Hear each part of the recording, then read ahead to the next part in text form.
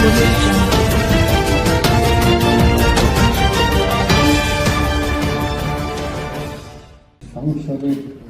বিরোধী দল এবং সরকারি দলের বক্তব্য শুনলাম, আমার এটা যদি আমি খুব ইমোশনাল হয়ে গেলাম। আমি যদি বা আমরা যদি এই ধরনের একটা সংসদ পেতাম বাংলাদেশে, তাহলে আমার মনে হয় বাংলাদেশের চেহারা পাল্টে যেত। এই ধরনের সংসদ আমরা পাইনি। তার কারণ হচ্ছে আমরা সবাই আইনের শাসনের কথা বলি, কিন্তু আমরা কেউ মানি না। আর ফ্যাসিস্ট সর্বক্ষেত্রে আমরা প্রতিটি মানুষ ফ্যাসিজমের আদর্শের মধ্যেই আছে। তার কারণ হল, আমি বাড়িতে যদি একজন 1 নম্বর ব্যক্তি হন, তাহলে কিন্তু আপনার নেতৃত্ব এবং কর্তৃত্ব দুইটাই আপনাকে প্রস্তুত করে দেবে। কারণ আপনি সবসময় চাইবেন যে আপনি ডমিনেট করেন। এইটা থেকে বের হতে পারলে আজকে মনে সংসদ মুক্ত হতে পারে। যাই হোক, যেটা ইমোশনাল এই কারণে বলছিলাম যে আমি আসলে 15 বছর নয়, 53 বছরে সাংবাদিকতা জীবন আমার। 74 সনে চাকরি হারিয়েছি। আমি কারোর বিরুদ্ধে অভিযোগ করব। 79 সনে অ্যাপ্লিকেশন বাতিল হয়েছে 2 বার। এরশাদের জমানায় জেলে গিয়েছি, খালেদা জিয়ার আমলেও জেলে। আর শেখ হাসিনার সময় 8 মাস বাইরে ছিলাম, আসতে পারি। আর এইবার আপনারা যে বিপ্লব দেখেছেন, সেটা কিন্তু আমি দেখতে পাই। 2 আগস্ট রাতে আমাকে প্লেনে ফেলে দেওয়া হয়। আমাকে চলে যেতে হয় দেশের বাইরে। আমার সামনে অপশন ছিল দুটো। এক, হয় দেশে থাকবেন, থাকলে বাংলাদেশে আমরা নানা ধরনের নানা কিসিমের সরকার, কখনো রাষ্ট্র চলেছে গণতন্ত্রে, কখনো চলেছে দলীয় শাসনে, সেনা শাসন। এখন যে সরকারটা আছে সেটাও কিন্তু সেনাবাহিনীর সমর্থনে। আমরা রাজনীতিবিদরা নির্বাচন পরিচালনা করতেন, আমরা রাজনীতিবিদরা রূপ দেখানো একটা তামাশা হতো। আপনারা ঠিক করে দিতেন কে নির্বাচিত হবে, কে। মিডিয়া কুয়েস কথা নিশ্চয়ই আপনারা শুনেছেন। ঘোষণা দিয়ে দেওয়া হতো এই নির্বাচন হয়ে গেছে, মিস্টার সয়েন্স ইলেক্টেড হয়ে গেছে। এই পরিস্থিতির থেকে আমরা বের হতে পারি না। আসলে সত্য কথাটা বলি, একটা হচ্ছে যে আইনের শাসন না থাকলে কিন্তু কোনো সংস্কার করেও কোনো লাভ হবে না। সংস্কার আমি চাই, সংস্কারের পক্ষে আমি, কিন্তু মনে রাখতে হবে এই সংস্কার যদি এইরকম হয় যে আইনের শাসন প্রতিষ্ঠিত হলো না, সংস্কার হয়ে গেল, তাহলে কিন্তু আপনাদের কোনো বেনিফিটই হবে না। আবার বিপ্লব ব্যর্থ হয়েছে, মানুষ হতাশ হয়েছে, সেনা শাসনের মধ্যে আমাদের এখানে সেই আশঙ্কা যে নেই তা কিন্তু বলা যায় না। এই কারণে কি করতে হবে? সম্মিলিতভাবে আমাদেরকে এটা রুখতে হবে। খালি স্লোগান দিলেই আপনার সংস্কারও হবে না, আর এই সরকারও আপনার শক্তিশালী হবে না। দাবি জানান, আপনি দেখেন প্রতিদিন দাবি জানাচ্ছে। আগে দাবিগুলো কোথায় ছিল? দাবি জানাতে হবে। আমি যে চাই যে হ্যাঁ অবশ্যই কথা বলতে। গণতন্ত্রের কি সৌন্দর্যই হচ্ছে যে কথা বলা, আপনার অভাব অভিযোগ আপনার মানুষের কাছে তুলে দেওয়া। কিন্তু আপনি যখন কথা বলেন, কিন্তু আপনাকে বুঝতে হবে যে 2 মাসের একটা সরকার এই আপনার সব দাবি মেনে নিতে পারবে না। এই গার্মেন্টস, আপনি চিন্তা করেন 2 মাস পরে বাংলাদেশের সামনে বড় চ্যালেঞ্জ, 2 মাস পরে বড়দিন, সেই বড়দিনের অর্ডারগুলো বাতিল হয়ে যাচ্ছে। 20% অলরেডি বাতিল হয়ে গেছে গার্মেন্টসে। জাতীয় স্বার্থ তো আমরা দেখছি না কেউ, আমরা তো মনে করি যে আমার স্বার্থটাই আমি দেখি। যাই হোক, প্রফেসর ইউনূসকে আমরা পেয়েছি। প্রফেসর ইউনূসের সমস্যাটা কি? অবশ্যই সমস্যা আছে, কন্ট্রাডিকশন আছে তার মধ্যে। কি কন্ট্রাডিকশন জানেন? একদিকে তিনি নোবেল বিজয়ী, তিনি মানুষের উপরে চড়াও করতে পারেন না, শেখ হাসিনার মতো গুলি করতে পারেন না, করার মতো অবস্থা তার নেই। তার পুরস্কার তাকে এটা বাধা দিয়েছে এবং দেয়াল রচনা করেছে। আর একটা হচ্ছে তিনি সরকার প্রধান। এই দুইয়ের কন্ট্রাডিকশনের কারণে সরকার দুর্বল, সরকার সহজভাবে কাজ করতে পারছে না, যেটা সাধারণ সরকার যেটা হয়। তো প্রফেসর ইউনূস আমরা পাওয়ার পরে, ইউনূসকে পাওয়ার পরে আমরা মনে করি আমরা গর্বিত একটা জাতি, যার নামের আগে কাউকে কোনো পরিচয় করে দিতে হয় না। পৃথিবীর বিভিন্ন অঞ্চল, সর্বশেষ যেটা ফিলিপিন, সেটাও তো আমি সঙ্গে ছিলাম, তার সাথে বহু দেশ সফর করেছি। এক নামে তাকে চিনে, তিনি কথা বলেন চমৎকার, যুক্তি দেখান চমৎকার, কিন্তু প্রশাসক হওয়ার মতো অবস্থা আমার বিবেচনা, আমার কেন যেন মনে হয় তিনি এখনো বাংলাদেশের প্রেক্ষাপটে যে সব প্রশাসক, সেই প্রশাসনের নেতৃত্ব দেওয়ার মতো অবস্থা তার নেই। কারণ তিনি অত্যন্ত ভালো মানুষ দিয়ে কিন্তু কোনো শাসনে চলা যায় না।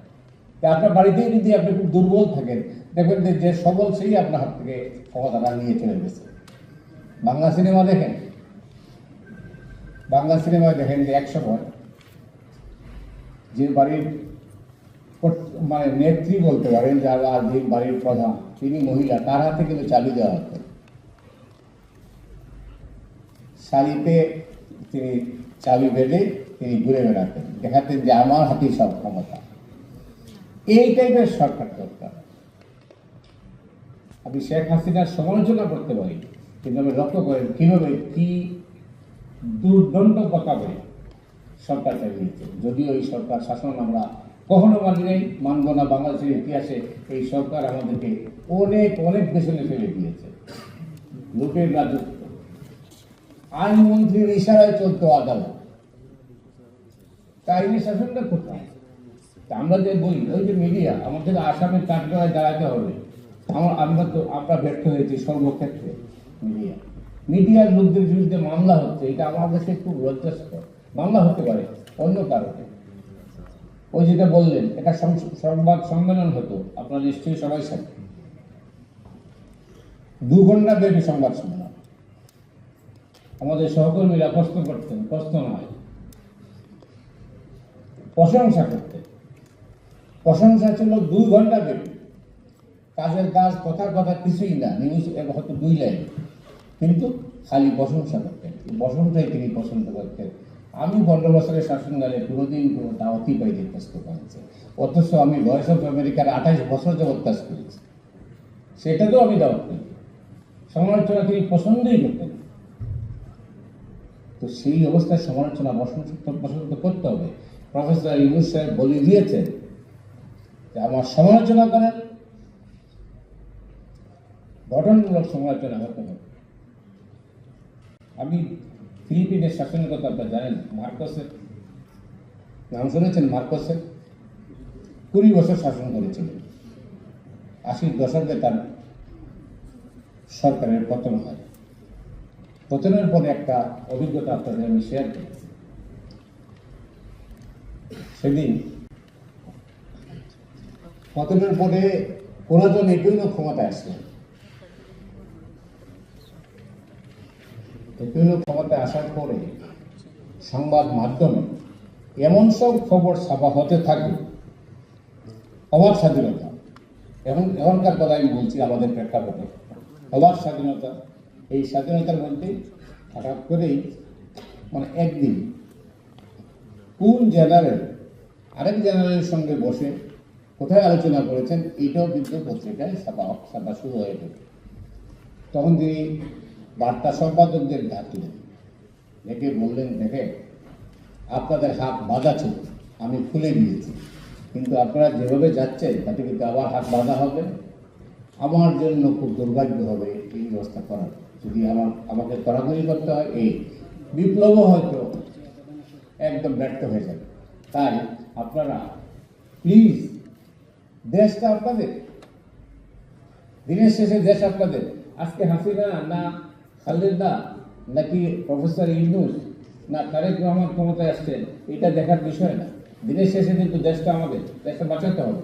দেশ নিয়ে নানা ষড়যন্ত্র হচ্ছে এখন।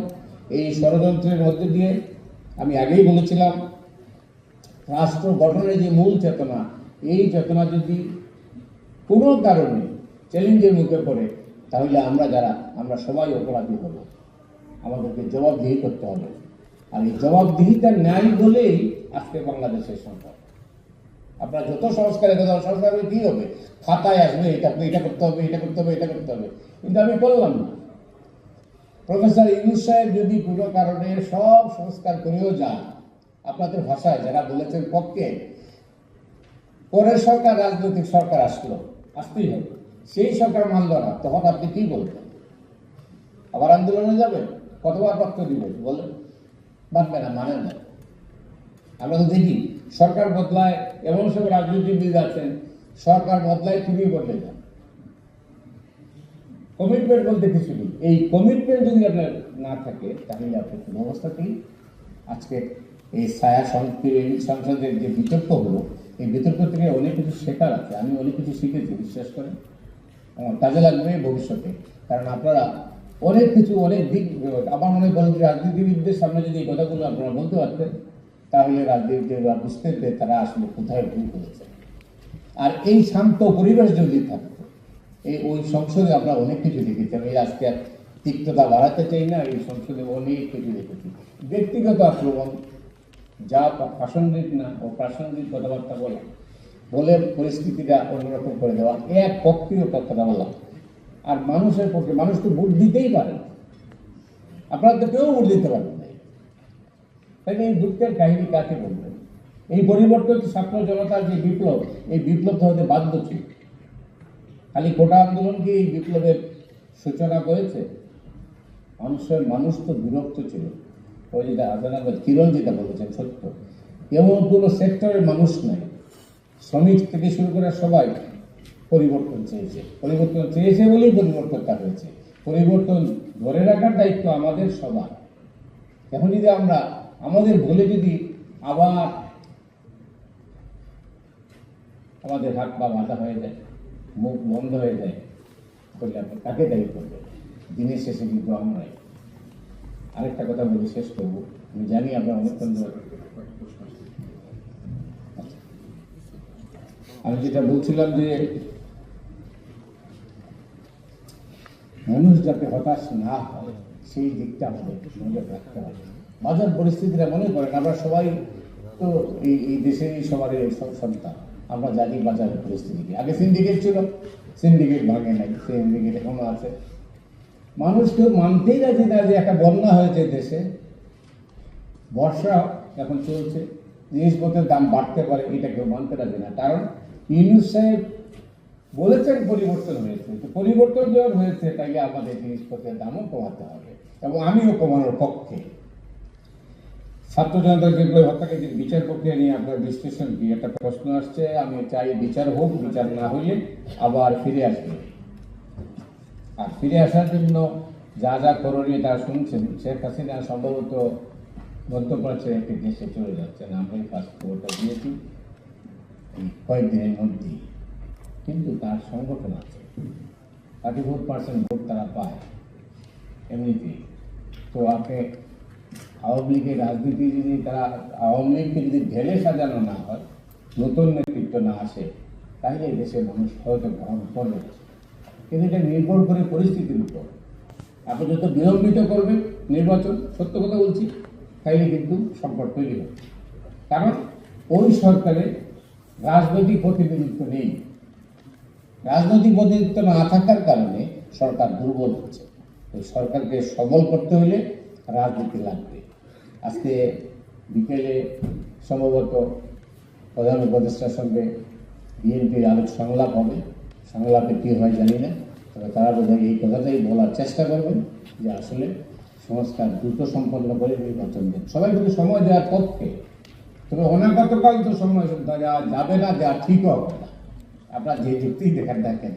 যাই হোক, হত্যাকারীদের বিচার প্রক্রিয়া নিয়ে আপনার বিশ্লেষণকে বলছেন, আমি খুব সন্দিহান।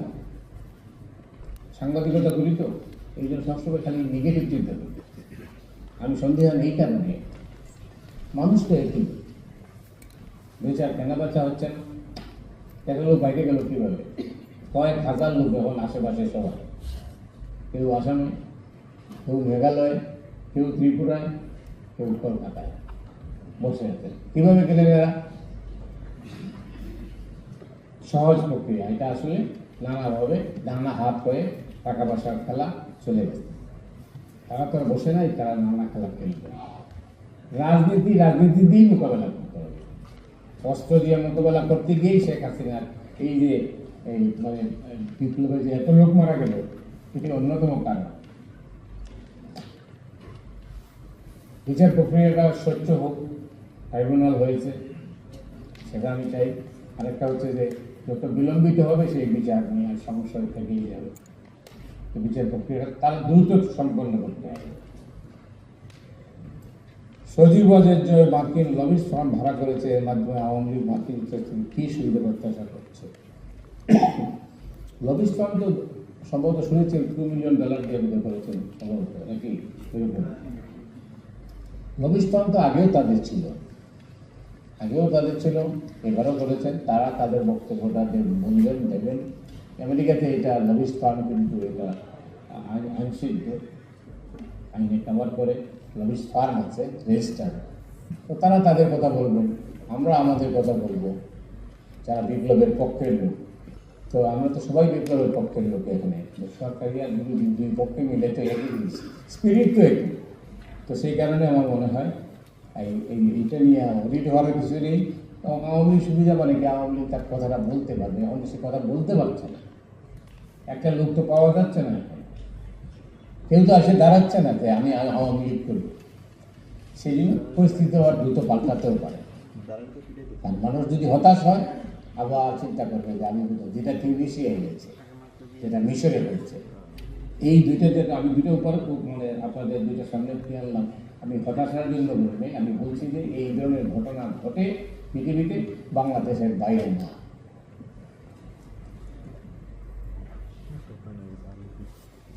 বিদেশি সবাই বলবে, এটা অবশ্যই ব্যর্থতা। তবে আরেকটা জিনিস খেয়াল রাখতে হবে, আইন শৃঙ্খলা বাহিনী তো ছিল অসংগঠিত। তারা দায়িত্ব আজকে নিশ্চয়ই লক্ষ্য করেছিল আপনারা আসার সময় যে ঢাকার রাস্তায় কিন্তু সেনাবাহিনী ট্রাফিক কন্ট্রোল করছে। এর থেকে আমরা কী পেলাম? আমরা পেলাম পুলিশ কোনো কাজ করছে, তো তারা কোথায়? এটা তো বুঝতে হবে তারা কী অবস্থায় আছেন, সেটা আপনারা জানেন। এই জন্য বললাম যে এই সবাই আইন শৃঙ্খলা কেন, অনেক রাজনৈতিক নেতারা সহযোগিতা করেছেন দেশ ত্যাগ করার জন্য। তো এটা আপনার নিশ্চয়ই না জানার কোনো কারণ নেই, আপনার নাম বলছিলাম। সংবিধান পুনর্লিখনের কাজটি অন্তর্বর্তী সরকারের করা যুক্তি মনে করেন কি? আমার ব্যক্তিগত মত হচ্ছে এটা পুনর্লেখন না বলে সংস্কার করলেই বোধ ভালো হতো। কিন্তু পুনর্লেখন হইলে বিপদ, এটা রাজনীতি না, কাজ না, এটা জনগণের কাজ। এটা আরেকটা হতে পারে, তারা লিখে একটা গণভোট দিবেন, এই গণভোট দেওয়ার পরে বলবে জনগণ যা চেয়েছে তাই করছে। এটা করার তাদের ভেতরে একটা পরিকল্পনা আছে গণভোটের। সেনা শাসন আসার শঙ্কা আছে কিনা? আমি তা মনে করি না। কারণটা হলো, সেনা শাসন আসলে কখন? যদি আমরা ব্যর্থ হই। আর আমরা যদি ব্যর্থ না হই, তাই তো সেনা শাসন আসার কোনো সম্ভাবনা নেই। সেনা শাসন কেন আসে? নানা খেলাও হয়, সেনা শাসন আনার জন্য পরিকল্পনা থাকে। তবে জেনারেল ওয়াকার সেনা শাসন যদি চাইতেন তাহলে শুনতে আসতে পারতেন না। আরেকটা কথা বলি, সেনা শাসন সম্ভব নয় এই এখনকার যুগে। কারণ কি জানেন? আফ্রিকার কয়েকটা দেশে আছে, বাংলাদেশের এই বন্ধ হয়ে যাবে, বাংলাদেশের যত সহযোগিতা আছে সব বন্ধ হয়ে যাবে। কারণ আমেরিকা সেনা শাসনের বিপক্ষে অবস্থান নিয়ে রাখছে, এই জন্য তারা এন্ডোর্স করবে, জাতিসংঘ মানবে না। সব সেনা শাসন আসার সম্ভাবনা কম। তবে সামাজিক বিশৃঙ্খলা হতে পারে। এই বিশৃঙ্খলা কী হবে সেটা আমি নিশ্চিত করে বলছি না যে সেনা শাসন আসবে না। তবে আমি চাই, মনের প্রাণে চাই সেনা শাসন যাতে না আসে। আমরা যাতে আমাদের সমস্যা আমরাই মোকাবেলা করতে পারি, সমাধান করতে পারি। আমরা যদি না পারি তাহলে এই ব্যর্থতা শুধু এইটুকু না। শেষ কথা বলি, এই কথাটা বলি, বিপ্লব যদি ব্যর্থ হয়, বাংলাদেশ ব্যর্থ হয়। আর বাংলাদেশ ব্যর্থ হলে আপনার আমার অস্তিত্ব সংকটে পড়বে। অনেক অনেক ধন্যবাদ আপনাদেরকে। আপনারা যারা আমার কথা শুনলেন, আপনাদের কথা শুনেছি, আপনারা সবাই ভালো থাকবেন।